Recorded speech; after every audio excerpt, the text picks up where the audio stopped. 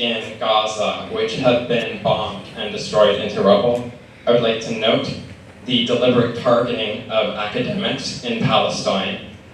If you care about education more broadly, you might also note the bombing of schools and the children who will not be able to attend their schools because they have been bombed or because they themselves have been killed. I do not believe that you can support academic freedom or freedom at large without supporting Palestinian freedom. And well under a minute, I'll say, very good. All right. Okay.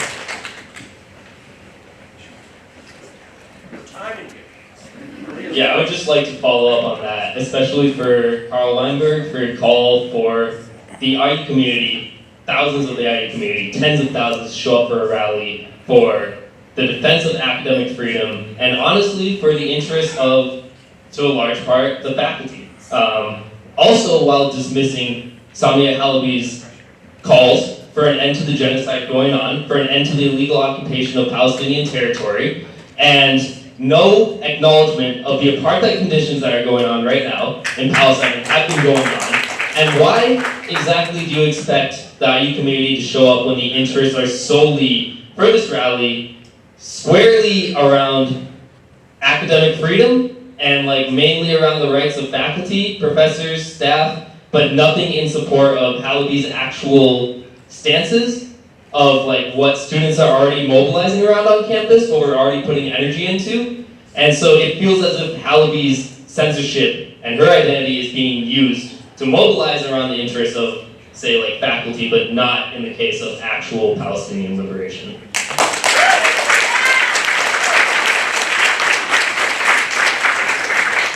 So are you referring to the protest on Monday? Yes. Yes, well, of course, as I did point out, we're going to have a megaphone and you can come speak. All right, so yes, I would agree, of course. Speaking for myself, I don't know where Carl comes in. You're not over 30. Oh, okay. Next. I will relinquish the mic. I'm trying not to talk because I don't know. I'm not over 30 either. I think I'm sorry, I'm bad at public speaking sometimes. So if I stutter a lot during this, I apologize, that is why. I think during this time it is really, really, really important to remember that it is not an us against them mentality, and we should not have an us against them mentality. It is important to be racist towards absolutely nobody, nor should we categorize Jewish people as people who are hurting people in Gaza, nor should we categorize people who are Palestinians that are as people who are targeting Jewish people, or who are calling for people to be hurt in general. But I think it's also really, really important to address the fact that there are over 30,000 people, and I say over 30,000 people because this is just counting the people who are officially 20,000 are people who are officially addressed as who have been murdered, but not have been addressed who are buried under the rubble. That is why we protest. We do not protest because we want the annihilation of Jewish people. That is not why we protest. We advocate and we protest because we want the Palestinian people to stop being hurt. We want the over 60,000 who are injured to be able to get the proper health care that they need. We protest because we want less people to die. We want people to stop being injured so they can eventually get that health care that they need. So the Israelis, the Americans that have already been killed in Palestine because something over there, simply because of alongside the Israelis that were killed in Palestine, simply because they were just there at the time that they were being bombed. Nobody deserves to be killed. That is why we protest. We want people to live. We want people to stop being hurt. And we want people to stop dying.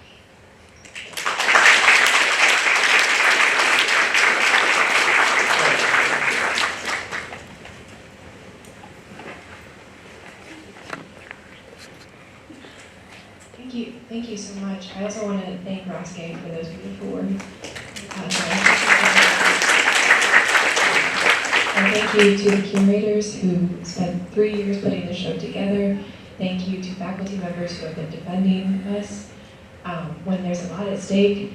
Myself and most of our MFA cohort have put together a letter in support of reinstating the exhibition. And it was disturbing that some of our colleagues and friends felt the same way that we did, but they were afraid to sign the letter. And I think that those points were touched on today. But one of my favorite quotes by Angela Davis is, "Artists are the light bearers." And so are poets, and so are theologians. And we should not be afraid to engage in political discourse. I just, again, want to thank those who are doing that fearlessly.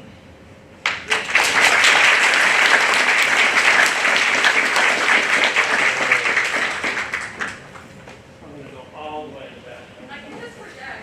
You can project? Yeah, if you want to get more involved with Palestinian solidarity on campus, there are students every Monday at the Starbucks in the IMU from 7:30 to 3:30. And that's a great way to find out about other events happening as well. Also, Palestinian Solidarity Committee has a book club.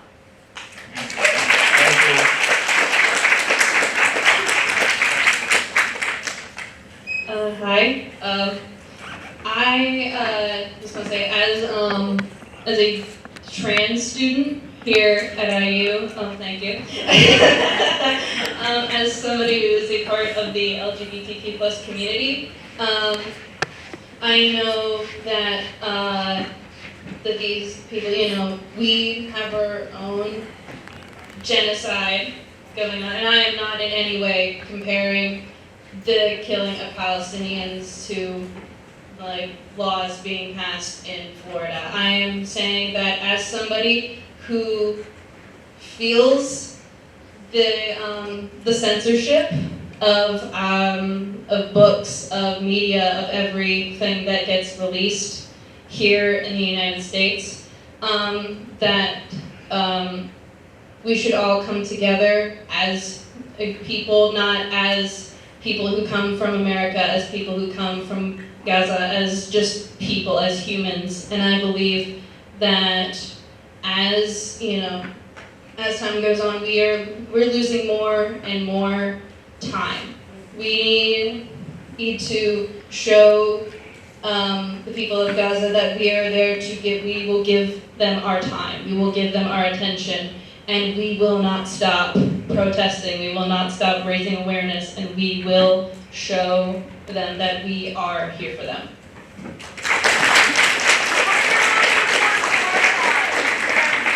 Not genocide.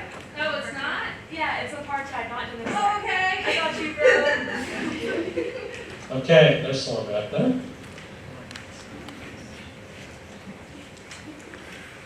Thanks very much. Thank you to all the speakers. I appreciate everyone who organized this event. And especially, one of the things that I love about universities is that there are professors and people who care about learning and academic freedom. And I'm not going to mention my own personal views because I don't think they're relevant to what I have to say, but I sure have them. But I think that learning is incredibly important, and I've learned pieces of information that I don't like. I've learned things that I think have harmed me, but I have never, ever once wished not to have learned a piece of information. And I think that that's the point of free speech, and that's the point of academic expression. because I think that the more we learn, the better people we become, the better we become able to treat each other with dignity and compassion. And I think that a university restricting ideas is an incredibly dangerous thing, and it sets a really bad precedent for the concept of learning and the concept of artistic and academic expression. Thank you very much.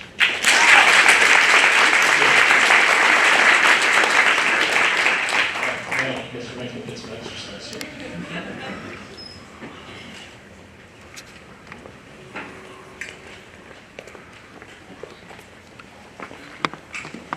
All right, who was that? We're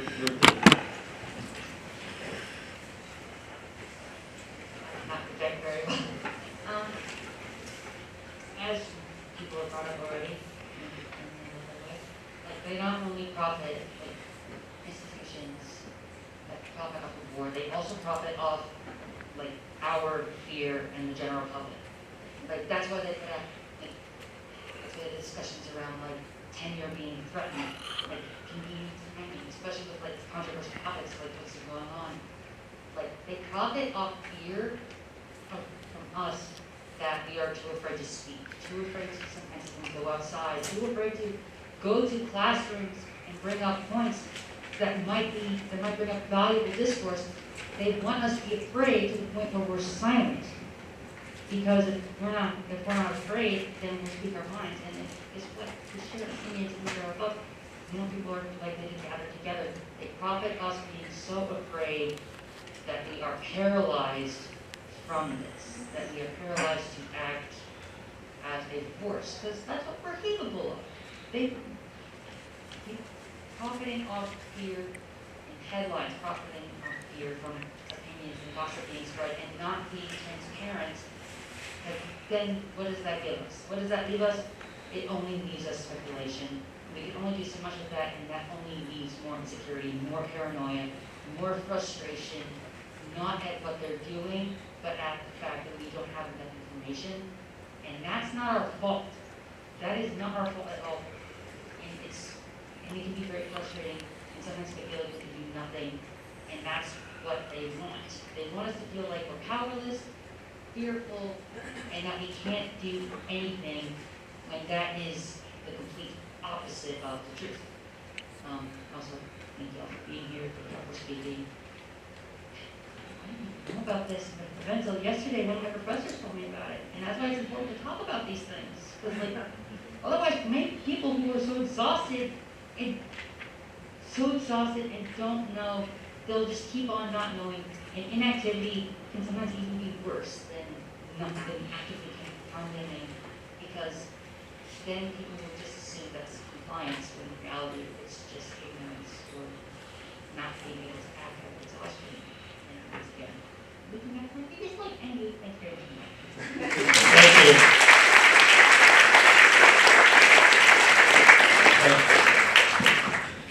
Thank you. So you mentioned you want to hear from people under 30, and I'm 26, I'm a grad student, and I think about the journalists that I follow on Instagram who are all younger than me.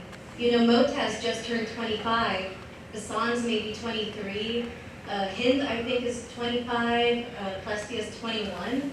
They're all younger than me. And so I think of that, and I'd like to share a first draft of a poem I wrote for Bassan. It's called First Draft 100 Days Later.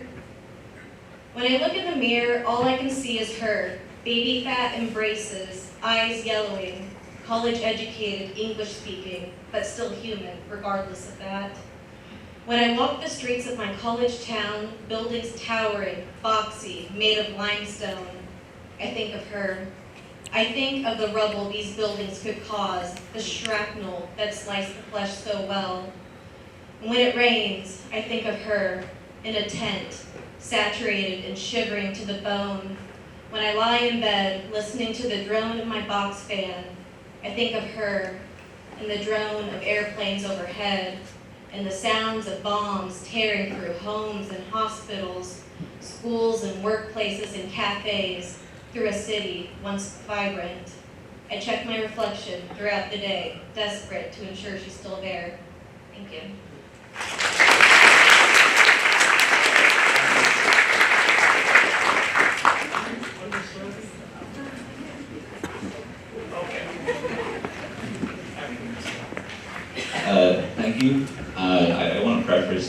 saying that I'm not that smart overall.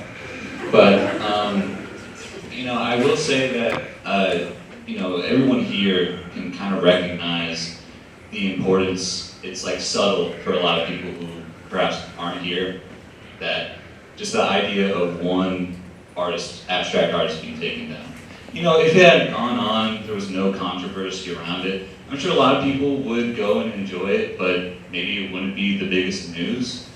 But it's important that it's still canceled, because there's a tendency, and there's a repetition in history with a lot of totalitarian societies. They start banning the abstract, the meaningless art first. It's important that we need to be able to just accept that it isn't a waste of time, to express themselves, for people to express themselves in these ways. I don't want us to take our apathy and then let all the people who are very nationalist turn everything into a culture of outdoing ourselves. I don't want to see what it was like when I was a kid during the Iraq War, where everyone was just trying to outdo each other for how much they loved America, how much they loved the troops and everything. So there's no way we can really look at this as an isolated incident with the Kinsey Institute being at risk now. This is all very intertied. We need to be able to tell everyone who's not here the importance of the fact that this art can't be displayed, and the potential risk of all the other things that could change with not just this university, but universities across America. So.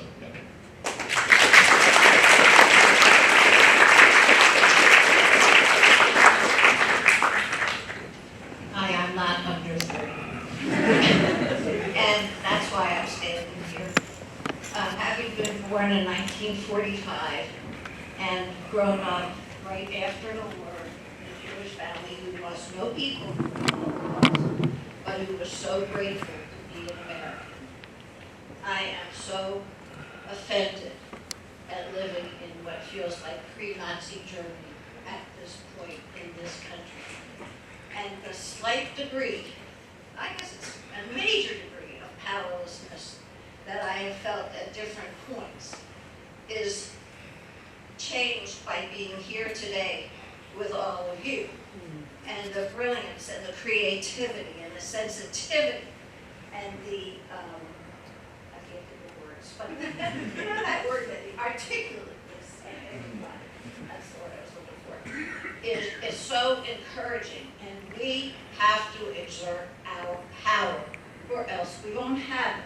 So I thank all of you, and I'm so grateful to the young people who are fighting fights like we fought in the 60s and onward. And that's what I'm just going to say, is onward.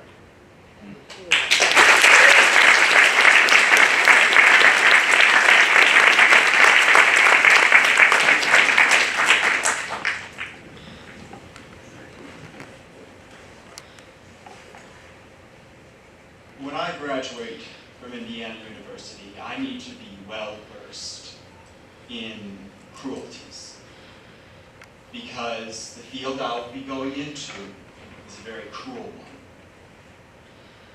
There are many things that are cruel in life.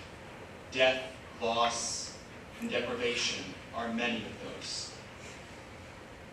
And I find that one of the greatest cruelties is the deprivation of one's rights. There are many ways to deprive someone of their rights, through permanent or temporary means. And one of the cruelest ways is through forcing silence. Right now, we are seeing the forcible silence of hundreds of thousands of people in Gaza right now. And now it is spreading. It is spreading from Gaza to here. A cruelty has been committed here with the silencing of this exhibit. And if we remain silent, cruelties will continue to spread.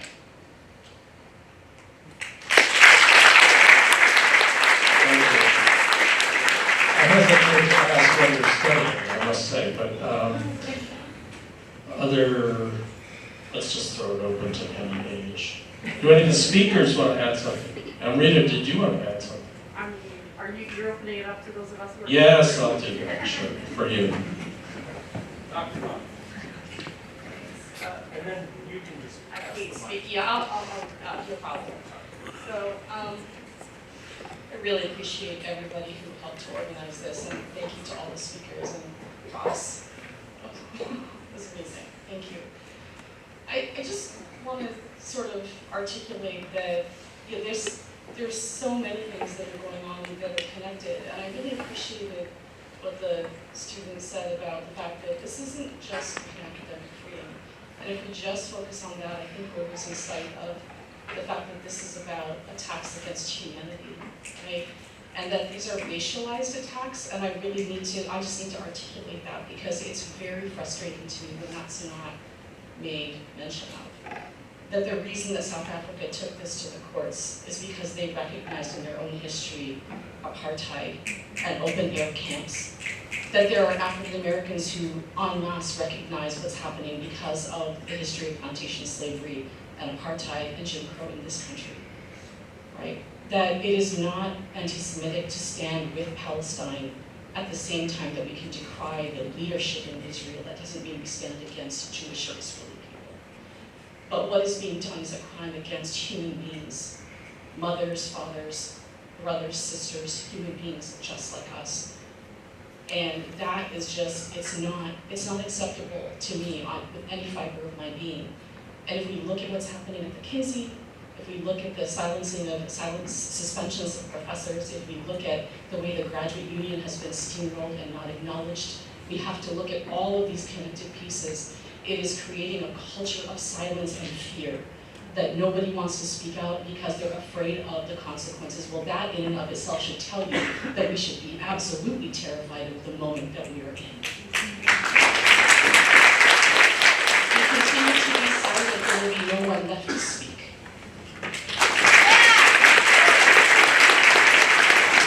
I'm not going to add much, I'm just going to say terrified, yes we are, but not silent. Let's not be silent, as you pointed out, Alex. Let's continue the noise. Let's amplify and reinforce and make it more complex as it is. But at the same time, not stand down, because we cannot let this corporate environment make the decisions for us, for what matters in a university and what matters for humanity in the way that we're being challenged now by this genocidal campaign in Gaza.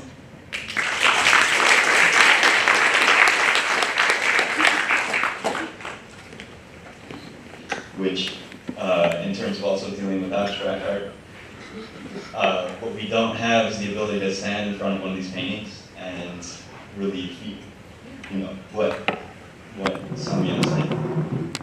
Because there's a lot of things that are being said in these paintings. I had the wonderful pleasure to engage in a meeting today with the provost. And I think at the end of it, I was able to tell him some words that I think might be better, that I don't know if you'll listen to it, I think would be better set for all y'all. And it was, and because as a thank you to everybody also who came to teach and present to us, that it is how we fertilize the soil that shows us what will grow.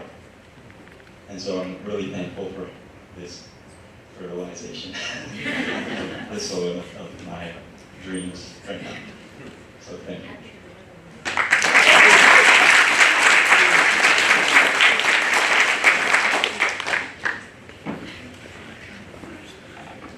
Unless someone's burning to speak, all right, several people are burning to speak. Okay. We have about 5 more minutes.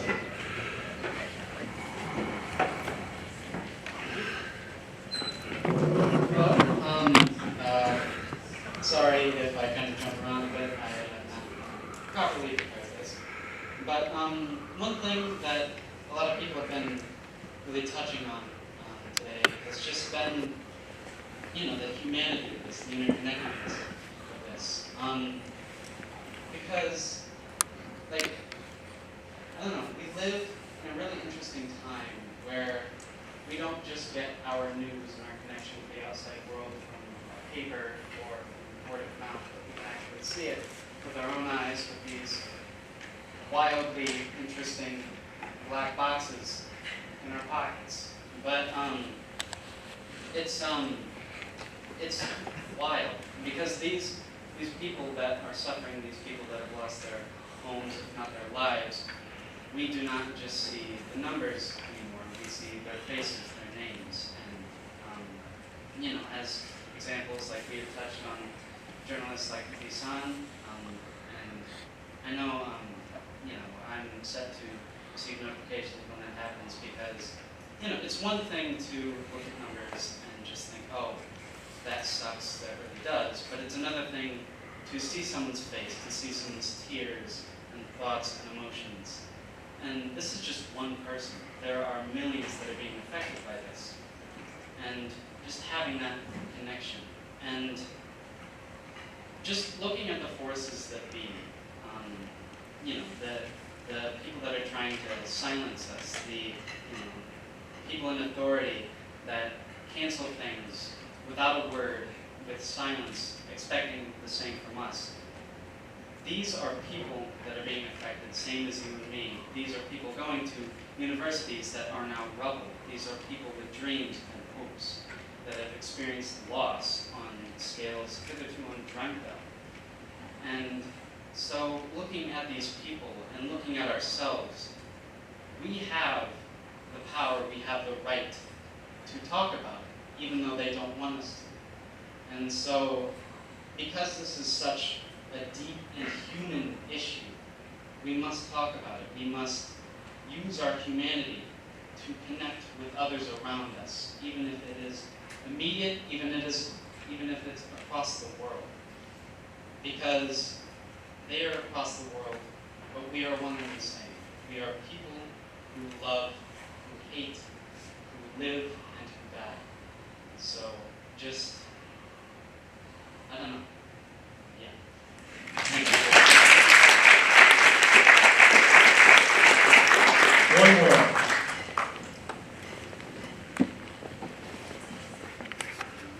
Hi everyone. I just want to thank all of the speakers, like every speaker, the speakers and the learners here and the audience. And I just want to say that I study race and different things, so I study hard things. And one thing that is so true to humanity is that there are in-groups and there are out-groups in every society.